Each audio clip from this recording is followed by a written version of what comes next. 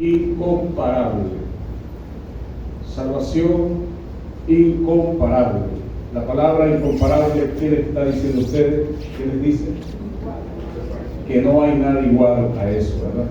Nada igual, nada se compara. La semana pasada estuvimos abordando el inicio del capítulo 3 de la carta a Tito y estuvimos mirando la relación que como creyentes tenemos que tener con el mundo, con las personas fuera de la iglesia. Hoy nos vamos a centrar en el capítulo 3, versículos 3 al 7. Y aquí se describe las razones por las cuales nuestra relación con el mundo, con las personas fuera de la iglesia, son llamadas, o mejor dicho, somos llamados a ser personas diferentes. Hay razones que vamos a mirar: la vida pasada, la que tuvimos antes de conocer al Señor, y lo que Dios hizo por nosotros, y lo que Dios promete a sus hijos. Y quiero leer con ustedes, si tiene su Biblia, allí está también en la proyección, Tito capítulo 3, a partir del versículo 3. Dice: porque nosotros también éramos en otro tiempo insensatos, rebeldes, extraviados, esclavos de concupiscencias y deleites diversos, viviendo en malicia y envidia, aborrecibles y aborreciéndonos unos a otros. Pero cuando se manifestó la bondad de Dios nuestro Salvador y su amor para con los hombres, nos salvó, no por obra de justicia que nosotros hubiéramos hecho, sino por su misericordia, por el lavamiento de la regeneración y la renovación en el Espíritu Santo, el cual derramó en nosotros abundantemente por Jesucristo nuestro Señor, para que, justificados por su gracia, viniésemos a ser herederos conforme a la esperanza de la vida eterna. Que el Señor bendiga su palabra esta mañana en nuestro corazón. Miremos este versículo 3, y no nos vamos a quedar allí mucho tiempo, me interesa avanzar, pero quiero que miremos un momento este versículo 3, porque hay una serie de cosas allí que se plantean, que se describen, acerca de lo que éramos y cómo vivíamos, como un recordatorio para nosotros, que si ya conocemos al Señor, no deberíamos vivir así. No deberíamos ser así. La palabra o el verbo éramos, Pablo lo usa en un sentido inclusivo. Él se está incluyendo allí. Pablo no dice ustedes eran, Pablo dice éramos, porque el mayor perseguidor y asesino de creyentes se llamó Saulo de Tarso. Convertido al Evangelio, su nombre cambió a Pablo, siervo de Dios, apóstol de Jesucristo. Amén. Tremendo camino. Por eso él dice: nosotros éramos, versículo 3. ¿Qué éramos, Pablo?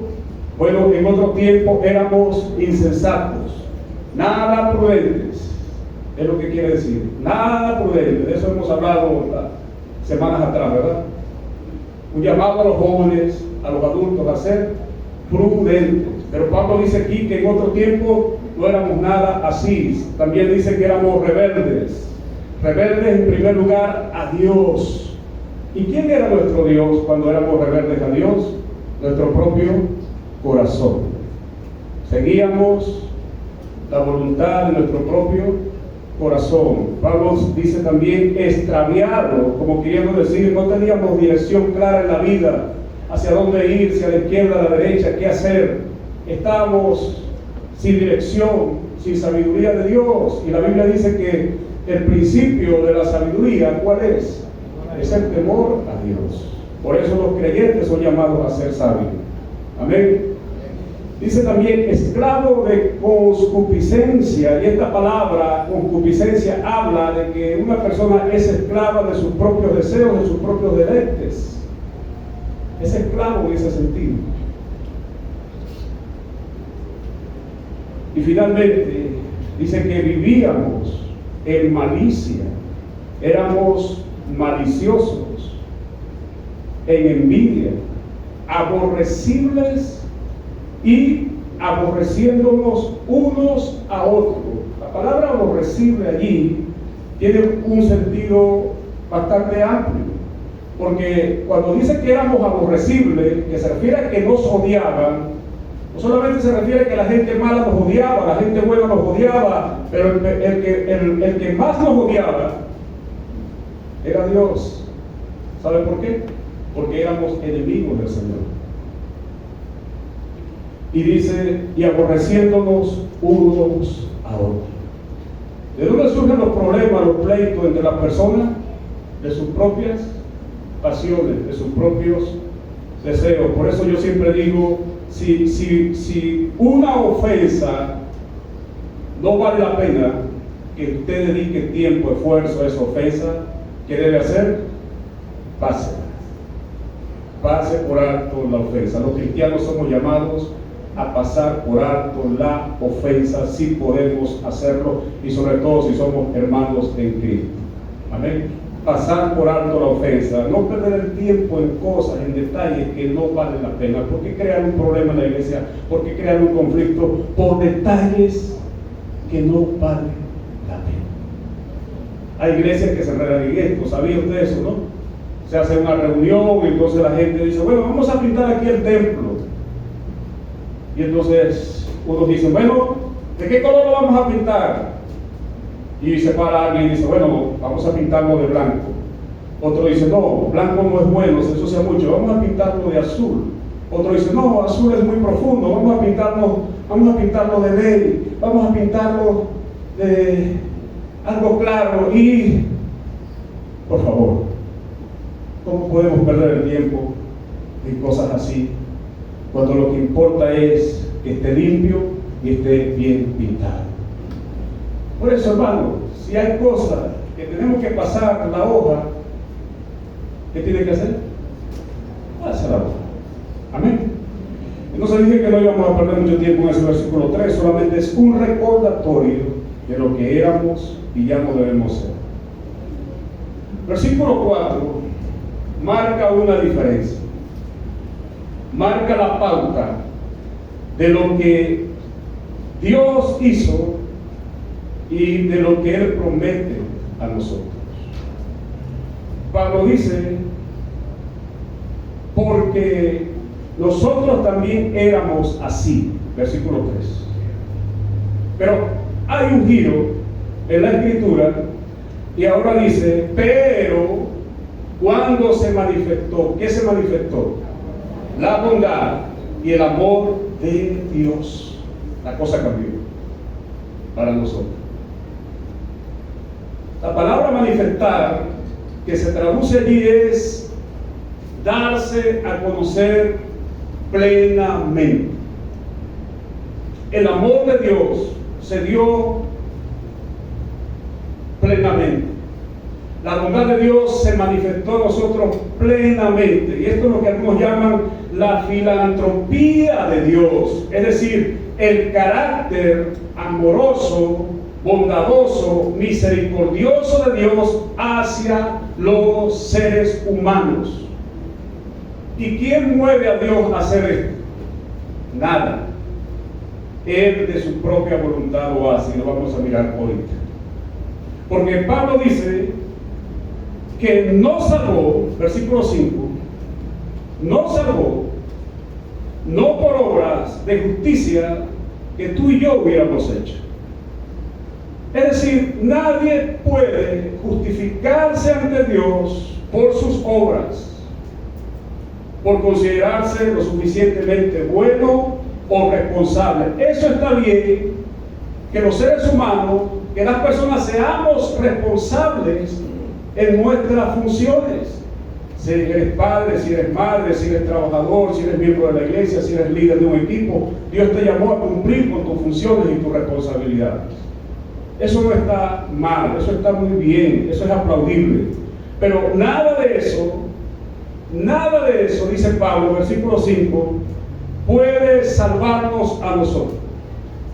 Otra vez, no salvó, no por obra de justicia que nosotros hubiéramos hecho. Y entonces usa una palabra aquí, la Biblia usa una palabra, sino. Es decir, hay un giro en el concepto y nos dice, por su misericordia. ¿Por qué Dios salva? Porque Él es soberano y Él hace y le place salvar a los suyos. Nada lo obliga, nada lo impulsa fuera de su voluntad, nadie lo presiona para salvar a una persona. Hoy en día hay un debate en la teología. Algunos dicen, Cristo murió por unos cuantos y lo llaman expiación limitada, es decir, Cristo murió por unos pocos. Y otros dicen, Cristo murió por todos. Entonces uno dice, bueno, ¿qué es lo que Jesús murió por todos o murió por unos cuantos? Lo que es interesante es que ambas doctrinas, ambas enseñanzas están en la Biblia. Porque por un lado, Dios muestra que a quien Él quiere salvar, salva. Amén. Salvó a Pablo, el peor asesino de creyentes. Y nadie lo presionó para eso. Pero por otro lado, la Biblia también nos muestra que la salvación es abierta. Y en una oportunidad Jesús, hablando de Jerusalén, dijo, Jerusalén, Jerusalén, ¿cuántas veces quise juntarte como la gallina junta sus pollitos debajo de sus alas y no quisiste? Como dando a entender que nosotros podemos frenarnos y no aceptar esta salvación tan incomparable. Entonces, ambas doctrinas están presentes en la Biblia. Ambas doctrinas son verdades, no tenemos que enredarnos con eso. ¿Existe la expiación limitada? Sí. ¿Existe la expiación ilimitada? También. Y el único que tiene respuesta a esas dos cosas que parecen contradictorias es Dios. Y se nos explicará cuando tú y yo, si has creído en el Señor, en Cristo, estemos con Él en la gloria. Ahora, cuando decía que esta palabra, si no, introduce otra cosa, nótese otra vez, no salvó, no por obras de nosotros, sino por su misericordia. Es decir, es un contraste entre un concepto negativo, no por obras de nosotros, y un concepto positivo, sino por su misericordia. Y esto es importante entenderlo también por esto. Oiga bien lo que voy a decir. Es importante entender esto, eso que dice el versículo 5, sino por su misericordia, por esto que voy a decir. Hoy se está predicando un evangelio centrado en el hombre, un evangelio humanista, llaman algunos, como queriendo decir que Dios quiere lo mejor de ti, que en ti hay un diamante que hay que pulir y Dios está esperando que ese diamante brille. Hermano, eso no es lo que la Biblia dice. No hay nada en ti y en mí que Dios haya visto para decir, tengo que salvarte. No. ¿Qué Dios vio en mí? Nada. Eso significa que Dios desecha nuestro intelecto, nuestra inteligencia, nuestras habilidades, nuestras actitudes. No. Pero esas cosas no son las que le sirven a Dios para salvarnos. Quiero que entienda bien el punto. Usted es salvo si es salvado, o ha sido salvo, o has venido esta mañana porque Dios te ha traído y estás buscando la verdad. Tú eres salvo, no por nada que tú hagas. Tú eres salvo si Dios esta mañana te place salvarte. Y quiera Dios que sea así. Y por eso decimos, Señor, sálvame. Señor, sálvame. Y si es su voluntad, lo hace. Pongo este ejemplo. En la cruz, Cristo muere. ¿sí? ¿Quién estaba a su lado? Izquierdo. Un ladrón. ¿Quién estaba al otro lado derecho? Otro ladrón. Dos ladrones. Jesús está muriendo en la cruz. Y uno de los ladrones le está insultando. Si tú eres el Hijo de Dios, sálvate a ti mismo y sálvanos a nosotros. Y el otro ladrón que está moribundo lo reprende y le dice: oye, ¿por qué lo estás insultando? Nosotros merecemos morir porque nosotros sabemos lo que hicimos. Somos ladrones. Imagínense todo el mundo de maldad que ellos habían vivido. Pero este justo, dice el ladrón, este justo, ¿por qué está muriendo en esta cruz? Y él hace una oración, si no lo ha visto. Jesús, acuérdate de mí cuando estés en tu reino, cuando estés en la gloria. Esa es una oración. Como queriéndole decir al Señor en pocas palabras: si tú eres Dios, sálvame. No te olvides de mí. Jesús moribundo allí. Uno puede mirar el cuadro. Con todo su esfuerzo, sufrimiento, levantó la cabeza, lo quedó mirando. ¿Y qué le dijo? Te digo en verdad que hoy estarás conmigo en el paraíso. Gloria a Dios. Hermano, ese es un hombre que nunca fue a una iglesia. Ese es un hombre que nunca escuchó el Evangelio de Cristo. Ese es un hombre que nunca dio una ofrenda. Ese es un hombre que nunca levantó sus manos para aplaudir. Ese es un hombre que no conocía la Escritura. Si tú le hubieras preguntado qué es la Biblia, nada, está raspado. Ese es un hombre que no sabía nada acerca de Dios, pero en la gracia de Dios, Dios se plació salvar. ¿Mereció salvación? Usted desde el punto de vista dice: no, porque ese es un terrible pecador. ¿Y cuál es la diferencia entre ese hombre y nosotros ante Dios? Ninguna. Porque ninguno merece la salvación. ¿Se da cuenta? Por eso esta es una salvación incomparable. ¿Cuánto dicen? Amén.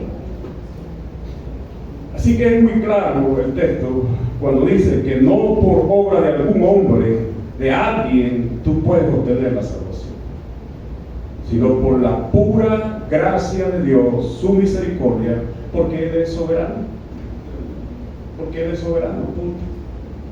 Ahora, en los versículos 5 y 6, nótese, vamos a ayudarle en algo, sobre todo el versículo 4, nótese que está hablando de la bondad de Dios nuestro Salvador y su amor para con los hombres, y está hablando es del Padre.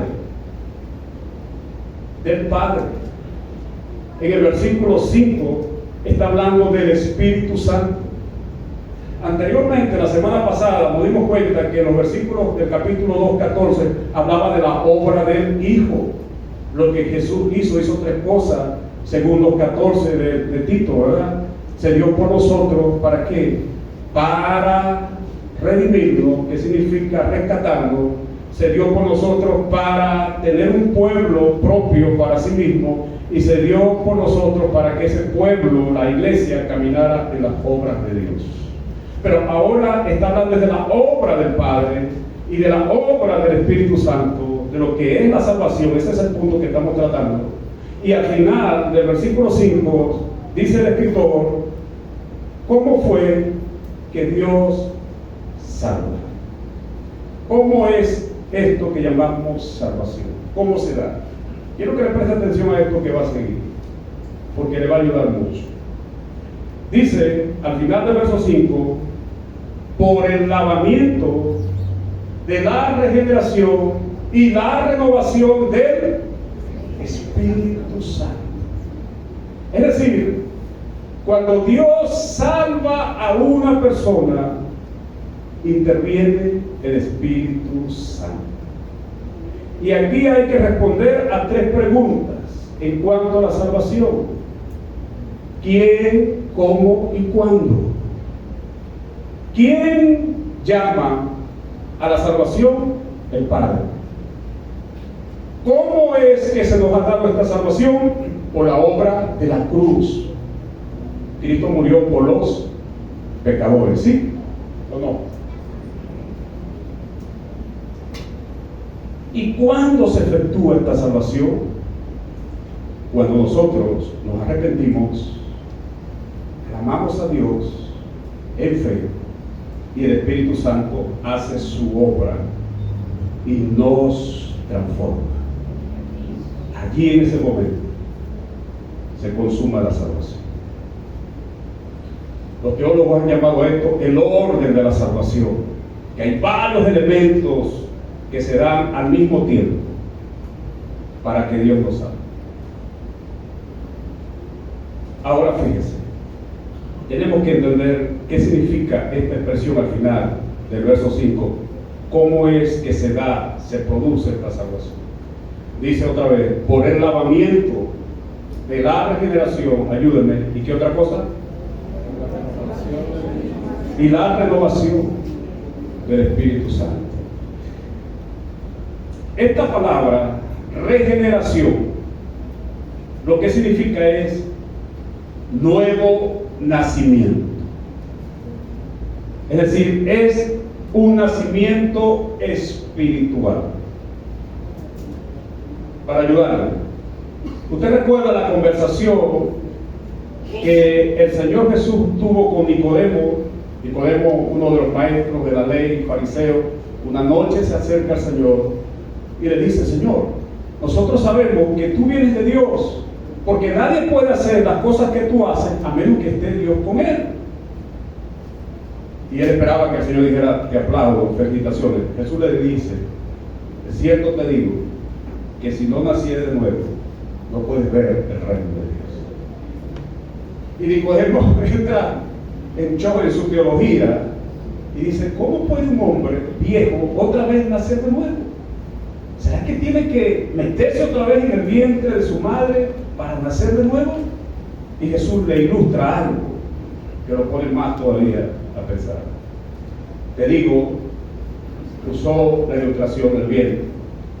El viento sopla de donde quiere, le dice el Señor, y tú oyes su sonido, pero nadie sabe de dónde viene ni a dónde va. ¿Usted sabe a dónde va el viento? ¿Usted sabe de dónde viene? ¿Usted ha visto el viento? ¿Pero usted ha sentido el efecto? Sí. Y el Señor le dice a Nicodemo: así es todo que es nacido del Espíritu. Lo que el Señor está diciendo, que el nuevo nacimiento, la regeneración, es algo que tú y yo no podemos controlar. Así como nadie puede controlar el viento, así es esta nueva naturaleza. Se llama nueva naturaleza, nuevo nacimiento, nueva creación, etc. Una pregunta: ¿usted controló los elementos, los factores a su alrededor cuando usted fue gestado para nacer? No. Usted nació y punto. Pero nada de eso usted lo controló. Porque si usted lo hubiera controlado, usted hubiera dicho: oye, ¿por qué quiero 2 metros de altura? Quiero ser así atlético como que. Y así. Y las mujeres le han dicho: no, yo quiero tener los ojos azules. Pero nada de eso controlamos. Hay 2 cosas que el cristiano no controla, nunca ha controlado y no puede controlar. Una, cuando nace a esta vida, que es el nacimiento natural, y 2, cuando nace espiritualmente. Jesús está diciendo que eso está fuera de nuestro control, que esa es una obra de Dios. Amén. Amén. Que Dios lo hace a quien Él se place darle la salvación. Pero tenemos que creer en Cristo, confiar en el Señor y arrepentirnos de nuestros pecados, ¿sí o no?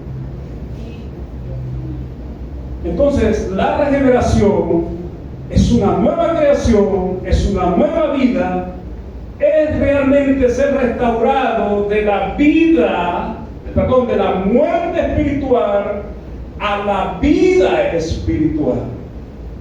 Ahora, ¿qué es lo que Dios crea en nosotros? ¿Cuál es esta nueva vida? El Espíritu.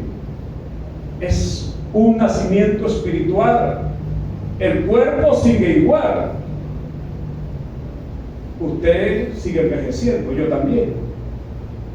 No es el cuerpo el que Dios recrea, sino el espíritu, llámelo alma o llámelo ser interior, si quiere esa frase.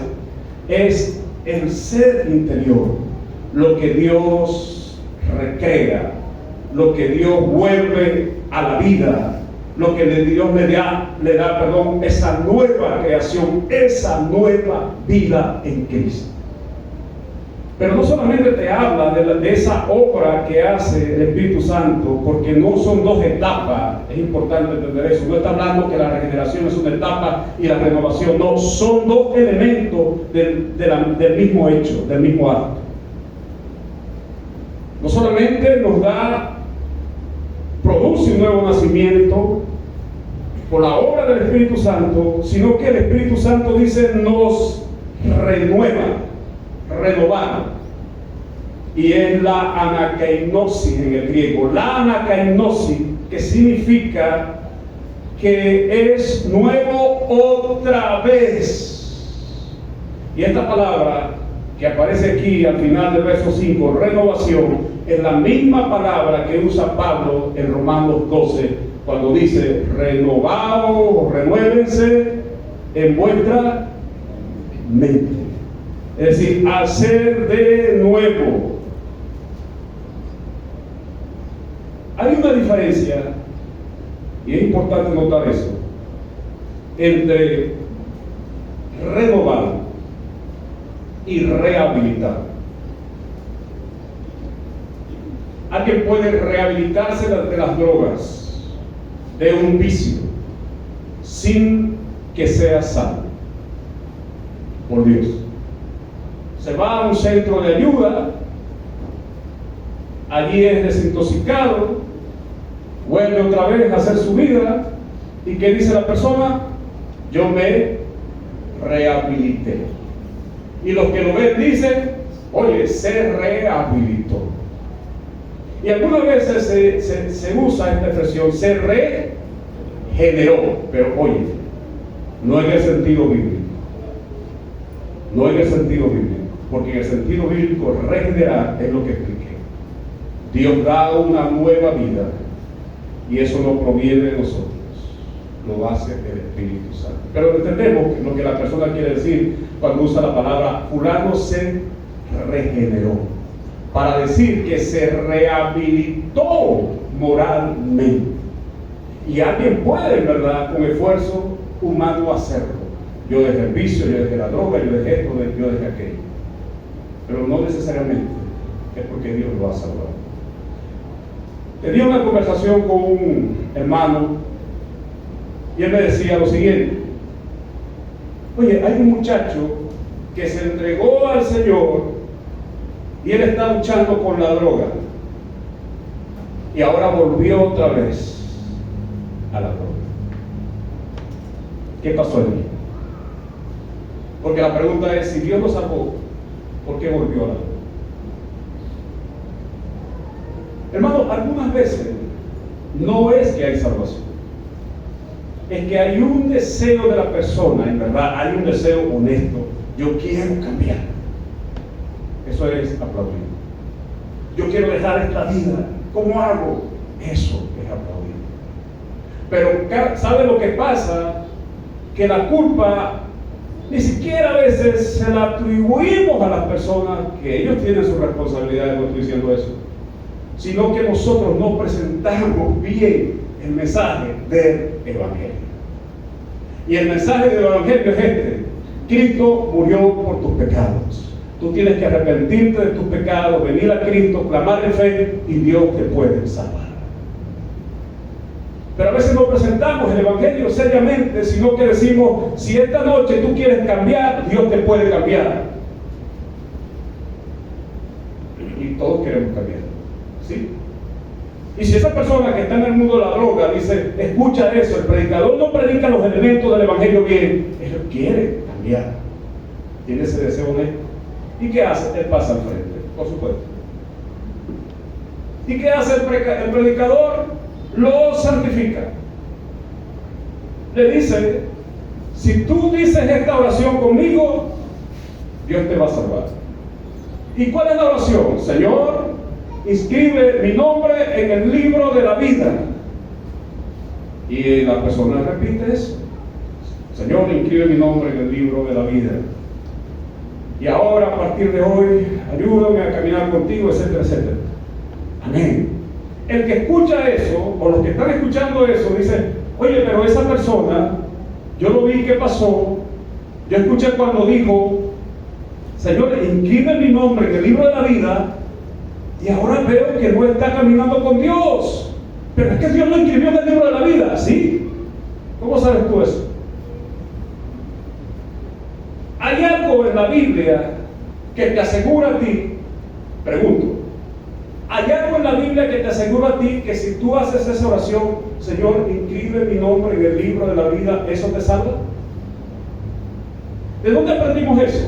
Lo llamamos dogma, que significa tradición asumida, y así muchas personas lo han asumido.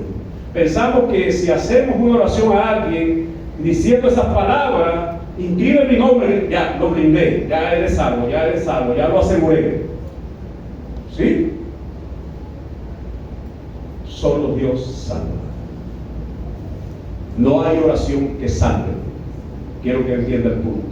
La oración no te salva. Te salva Dios. Te salva Cristo. Te salva Él por su gracia, y eso tienes que abrazarlo con fe. ¿Escuchaste a ese ladrón en la cruz hacer esa oración? Nunca. Solo tuvo la fe en decirle a Jesús: si tú eres Dios, sálvame. ¿Y qué hizo el Señor? Hoy te salvo. Amén. Hermano, yo creo muchas veces, por experiencia pastoral, que no es que la persona pasa y hace la oración de salvación. Incluso antes que esa persona tenga el deseo de orar, ya Dios, cuando ha escuchado el mensaje del Evangelio, lo ha salvado.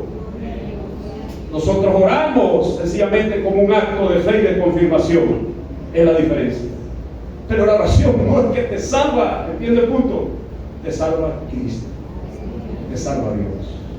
Y quiero que sea así hoy, si estás aquí con nosotros y todavía no tienes esta esperanza de salvación. Que clames hoy en fe y le digas al Señor: Señor, sálvame. Y Dios en su misericordia hoy decida salvarte, porque Él es soberano. ¿Cuánto dicen amén?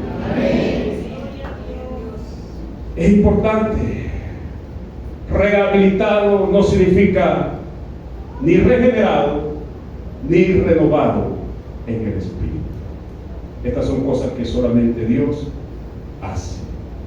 Ahora, este acto de renovación del Espíritu Santo que dice Pablo al final del versículo 5, ¿no? Por la renovación del Espíritu Santo también, significa que Dios asegura que ese proceso que empezó en ti por el nuevo nacimiento, por la renovación del Espíritu Santo, ese proceso sea continuo por la vida que Dios te ha dado. Y ahí entra otra enseñanza que la llamamos santificación. Cada día, Dios espera que tú seas más parecido a su Hijo Jesucristo. Por eso usted no tiene, si es cristiano o creyente, no tiene que sentirse entristecido. Porque este Dios que nos salva, con esta salvación incomparable, está asegurando que cada día, a pesar de tus errores, a pesar de tus pecados, a pesar de todo, cada día Él te quiere llevar a la gloria. Amén. Lo que tienes que es descansar en Él, en su gracia, en su poder, descansar en su misericordia. Amén. Eso es lo que debes de hacer. Dice el verso 6 que el Espíritu Santo fue derramado en nosotros de poquito. Dios te dio lo último. No. Dios te dio de su Espíritu abundantemente. quiero que entronices esa palabra en tu mente y en tu corazón. Dios te dio de su Espíritu Santo, si creíste en el Señor, abundantemente. ¿Por qué? Porque algunos cristianos piensan o tienen una idea distorsionada de Dios, que Dios está diciendo, bueno, este hijo mío se porta muy mal, a este le voy a dar una estrellita, y este que se ha portado de maravilla merece 5 estrellas, como los niños de kinder. ¿Sabe usted que es una distorsión de la enseñanza a nivel de ese campo del proceso de enseñanza-aprendizaje? Las maestras piensan que eso está bien, pero eso está muy mal. Porque un niñito comienza a ver, a mí me dieron una estrella, me pusieron allí una carita, a mi compañerito le pusieron 3 caritas. ¿Qué está diciendo ese niño en su mente? Que a él se le ama menos. Y el otro puede decir, a mí me aman más. Hermano, Dios a sus hijos le dio el Espíritu Santo abundantemente. ¿Tú lo merecías? ¡No! Pero Él, que es un Dios de amor, decidió amarte así. Y eso es algo que debe llenar tu corazón. Nunca, nunca, nunca habrá algo que podrá apartarte del amor de Dios, que es en Cristo Jesús, Señor nuestro. Él derramó de su Espíritu abundantemente, y aquí dice, por Jesucristo nuestro Salvador. Es decir, esa palabra por está introduciendo el agente, vehículo por el cual el Espíritu Santo se nos ha dado. Cristo, en su obra redentora de salvación, aseguró que Dios nos diera de su Espíritu abundantemente. Algunos cristianos han llegado a esta conclusión: yo soy templo del Espíritu Santo. Yo digo amén, yo también. Pero en realidad nosotros somos templo de Dios en lo macro, porque tú no eres solamente residencia en tu cuerpo de Dios, Espíritu Santo, también el Padre habita en ti y su Hijo Jesucristo habita en ti. Eres templo de Dios en plenitud, Padre, Hijo y Espíritu Santo, si no sabías eso. En plenitud, mi hermano, podrás apreciar algo más grande que esto. Digiérelo esta mañana, por favor. Cuando te sientas entristecido, cuando te sientas cabizbajo, cuando sientas que la vida no está funcionando, cuando sientas que un proyecto se viene abajo, recuerda, tus compañeros son el Padre, el Hijo y el Espíritu Santo. No estás solo, nunca, para nada. Yo estaré con usted todo el día. Y eso nos debe, hermano, llevar a una adoración profunda al Señor. Sí, Señor, estoy pasando mal, pero tú estás conmigo. No es lo que quiero ahorita, pero tú estás conmigo. Y eso es suficiente para que yo me pueda levantar de esta situación. ¿Cuánto dicen amén? Ahora, dice el verso 7, para que justificados por su gracia viniésemos a ser herederos conforme a la esperanza de la vida eterna. El proceso es así: Dios te salva y al mismo tiempo te justifica. Y la palabra justificar para el cristiano es esto: que la justicia de Cristo se aplica a nosotros en sus méritos. Es decir, la obra que el Señor hizo nos cubre a nosotros. Los méritos de Jesús se vuelven nuestros méritos.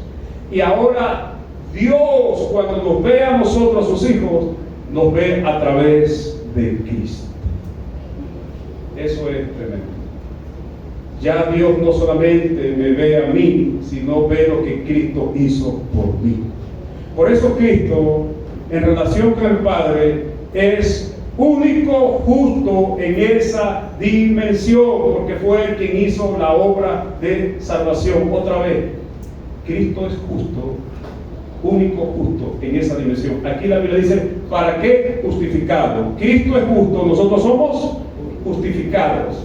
Porque en esa dimensión, Cristo es único, el único justo ante Dios, que merece toda gloria y toda alabanza, es el Hijo de Dios. Pero su justicia hace posible que nosotros también, ante los ojos de Dios, seamos vistos como justos. En ese sentido somos justificados por el Hijo. En un sentido, Cristo es unigénito porque es el único Hijo. Pero en otro sentido es primogénito porque es el primero de todos los hijos de Dios. Maravilloso. Es nuestro hermano mayor. Una vez dije a alguien que dijo, yo soy hijo único. Yo dije, pero tú eres cristiano, ¿verdad? Entonces no eres hijo único. Cristo es tu hermano mayor. No estás solo. Amén. Cuando nosotros fuimos justificados por su gracia en Cristo, según dice Pablo aquí, entonces el Espíritu Santo nos ha dado la adopción, que significa que somos reconocidos como hijos de Dios. Y esto es porque para ser heredero tú tienes que ser hijo. Para ser heredero de Dios tú tienes que ser hijo. Y por eso se nos ha dado la adopción. Es decir, Dios nos reconoce como sus hijos, tanto como a su Hijo Cristo. ¿Y por qué? Porque el Señor nos quiere dar una herencia. ¿Y cuál es esta herencia? La vida eterna, que ya disfrutamos. Hermano, no es que tú vas a disfrutar la vida eterna cuando partas de este mundo. Ya tú tienes vida eterna. La vida eterna será a plenitud porque ya no estamos sujetos a este cuerpo. El cuerpo quedará en un espacio. Nuestro espíritu va a Dios. Y cuando el Señor Jesús venga, ¿qué sucederá? Ese cuerpo se levantará, nuestro espíritu entrará en ese cuerpo y seremos transformados en gloria. 3 días estuvo Jesús en la tumba. ¿Cuántos días estuvo Lázaro en la tumba? 4 días. Interesante. Jesús se entera de la muerte de Lázaro, su amigo, porque él es omnisciente, y le dice a sus discípulos, nuestro amigo Lázaro ha muerto. Y los discípulos dicen, bueno, vamos a preparar las maletas y vámonos para allá. Y dice, no, vamos a quedarnos 2 días más aquí. Porque la teología hebrea, según los hebreos, el alma solamente duraba 3 días en el cuerpo. Después de 3 días ya no se puede resucitar. Ya no hay nada que lo pueda traer a la vida. Y cuando Jesús llega donde está Marta, pregunta, ¿dónde pusieron el cuerpo de Lázaro? Y Marta lo lleva. Y el Señor, ¿qué dice? Quiten la piedra. Y Marta dice, Señor, pero ya son 4 días. Viene ya. Marta, ¿no te he dicho que si creyeres verás la gloria de Dios? 4 días. Imagínate a los hebreos, a los judíos que estaban allí, cuando Jesús dijo, Lázaro, ven fuera. Yo, el autor de la vida, le estoy diciendo a la muerte, detente, yo soy el autor de la vida, que ese cuerpo vuelva a la vida, yo lo estoy ordenando. Y Lázaro se levantó de la muerte. Por eso Lázaro tiene esa bendición. 2 veces muertos, una vez resucitado. Gloria a Dios. Y los hebreos se quedaron atónitos. ¿Cómo va a ser esto? Esa alma estaba allí 3 días, ya son 4 días. Jesús, en entendemos que es el autor de la vida. La gente se enreda con esto. ¿Dónde estuvo Jesús cuando murió? ¿Fue al infierno? Allá a hablarle a la gente, mira, yo soy el Señor, etcétera, etcétera. No, hermano. Nótese lo siguiente. Jesús es completamente Dios. ¿Cuántos dicen amén? Completamente hombre. Otra vez, no lo olviden. Él sigue siendo completamente hombre. No estamos hablando de un Dios y un humano. En Jesús no hay dos personas. No es la persona Dios y la persona del hombre. Jesús es una única persona y siempre lo ha sido así. Por eso no decimos que Cristo es Dios y hombre. No, decimos Cristo es Dios hombre. Porque es un solo ser con dos naturalezas que no se pueden mezclar. La divina permanece intacta, la humana permanece intacta. La divina no podía pecar y eso garantizó que su humanidad tampoco pecara. Es el único Dios que puede hacer eso. Amén. Jesús muere. ¿Es necesario que todo hombre muera, sí o no? Tiene que morir. Ahora que su muerte fue diferente, con un plan, un propósito salvador, es cierto. ¿A dónde va su cuerpo? A la tumba, como todos los que fallecen. ¿Y su espíritu a dónde fue? Al Padre, al seno del Padre. Él es Dios, su espíritu es Dios. 3 días regresa y toma otra vez su cuerpo, ahora el cuerpo glorificado, que no puede morir, que no puede corromperse, que no tiene necesidades físicas ni fisiológicas, y decide permanecer con ese cuerpo. ¿Sabías tú eso? Nosotros no adoramos a un Cristo que se fue en espíritu, nosotros adoramos a un Cristo hombre, a un Dios hombre, mejor dicho, porque Él nunca abandonó otra vez su cuerpo, y eso tiene una explicación que no cabe ahorita. Pero es así nuestro Jesús Salvador.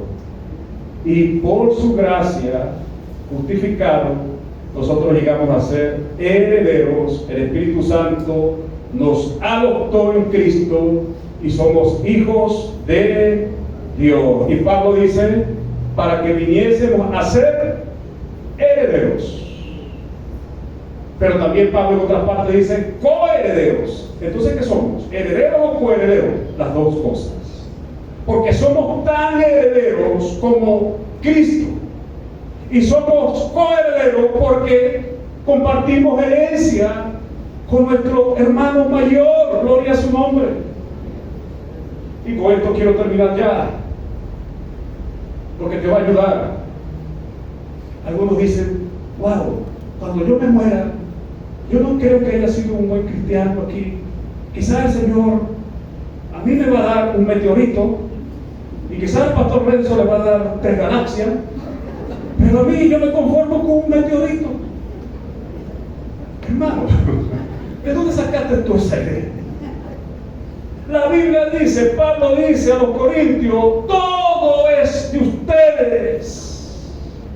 Sea Pablo, sea Pedro, sea la vida, sea la muerte, todo es de ustedes. Cristo es de ustedes y Cristo es de Dios y todos nosotros somos de Dios.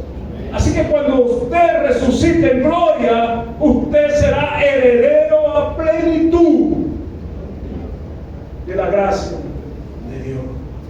No menos, no más. Todos nosotros. Amén. Quisiera que algunos que están visitándonos pensaran en eso. ¿Tienes tú, mi amigo, esta esperanza de salvación, me refiero? ¿Quieres tenerla? Cristo te la ofrece. Él pagó por tus pecados, murió en la cruz y quiere darte esta nueva vida. Y hoy puedes acercarte a Dios en fe, creer en Jesús y recibir esta nueva vida. Estoy listo para hablar por ti esta mañana. Te invito a cerrar tus ojos si quieres hacerlo. Todos vamos a orar.